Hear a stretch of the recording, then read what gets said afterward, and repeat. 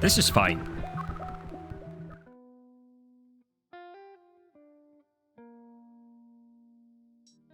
Mini Motorways might look simple, but don't be fooled.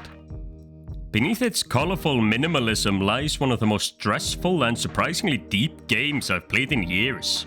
The concept is really easy to grasp. Connect homes to businesses of the same color and keep traffic flowing. Each trip a car completes earns you a point.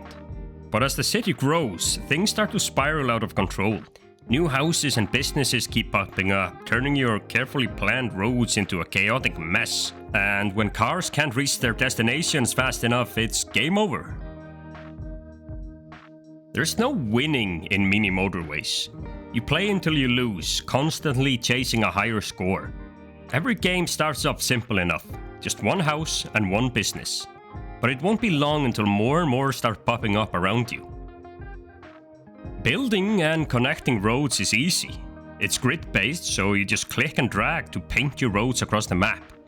The catch is that you're giving a limited number of roads, so you need to be strategic and think a lot about where and when to use them.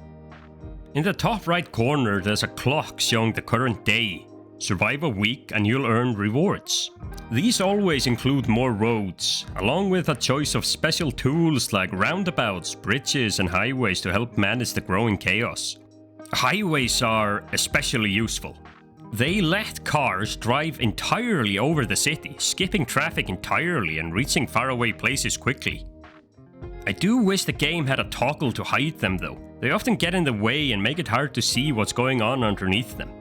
Every road can also be deleted, but if it's in use, it'll stay on the map until all cars have returned home. What I love about Mini Motorways is how it teaches you as you go.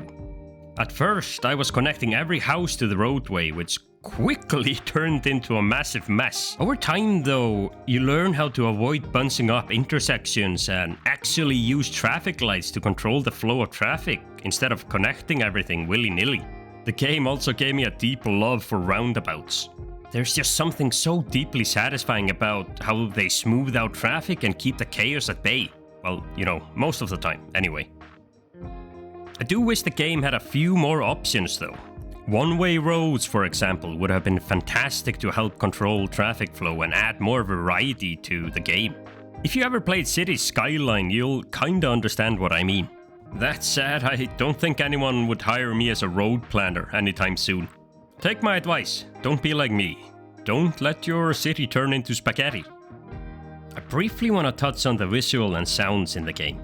Like their previous game Mini Metro, Mini Motorways has a clean and minimalistic look. Aside from the motorway issue I mentioned earlier, the visuals do a great job of keeping everything clear and easy to follow. It's all about simplicity, which works perfectly for a game like this. One feature I especially appreciated is the night mode. It dims the colors, making the game much easier to look at, especially during the longer sessions.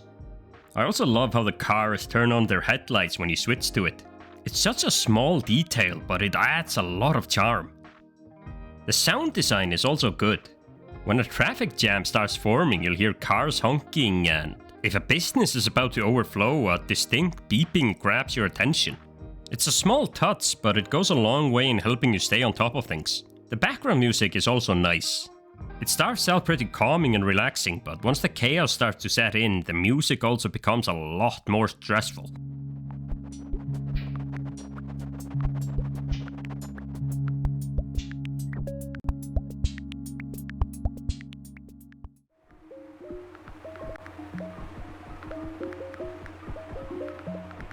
Mini Motorways gives you plenty of ways to keep playing, but it takes a little time to open up in my opinion.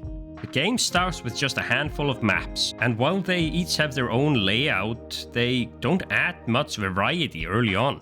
This can make the game feel a bit repetitive at first, but as you progress, more maps will unlock, and later ones really make the game shine. They force you to rethink your strategies, offering unique challenges to keep things interesting. The randomized element also helps keep each game fresh. Houses and businesses spawn in random spots on the map, and while I usually enjoy that, there are times where it just feels brutally unfair. You can, apparently, control where houses spawn by paving over certain areas of the map, but I'm not quite there yet. Once you pass a certain score threshold, you unlock challenge mode, and after that, expert mode. These modes use the same maps but crank up the difficulty with some brutal modifiers. For example, one mode could give you an infinite amount of roundabouts but makes all straight roads way more expensive, while another makes every road placement permanent. These challenges add a lot of replayability and give you a reason to revisit maps you've already played, testing your skills under stricter conditions.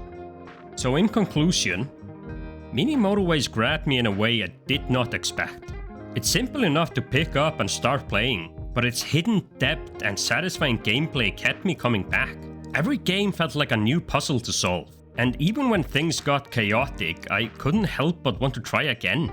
Sure, it has its flaws, like the lack of variety early on and some unfair randomness, but those moments of perfectly flowing traffic make it all worth it.